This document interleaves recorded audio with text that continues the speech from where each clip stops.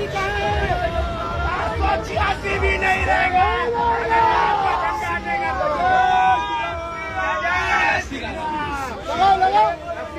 ভারতের উত্তরাখণ্ড রাজ্যে রাজ্য প্রশাসনের সাম্প্রতিক বিশেষ অভিযান ঘিরে তৈরি হয়েছে চরম উত্তেজনা ও উদ্বেগ।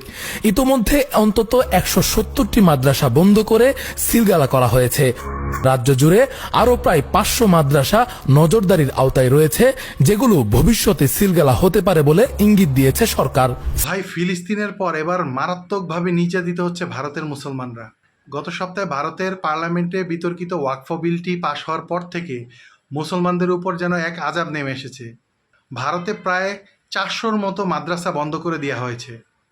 বলা হচ্ছে যে এইসব মাদ্রাসার নাকি নিবন্ধন নেই, কিন্তু আসলে ঘটনা হচ্ছে ভারতের বিতর্কিত ওয়াকফ বিল পাশ হওয়ার পর হিন্দুত্ববাদী মোদী সরকার জোরপূর্বক মুসলমানদের জমি এবং জায়গা কেড়ে নিচ্ছে। এবং খবর পাওয়া গেছে ভারতের গুজরাটে কয়েকজন মহিলার হিজাব টেনে খুলে ফেলেছে উগ্রপন্থী হিন্দুরা।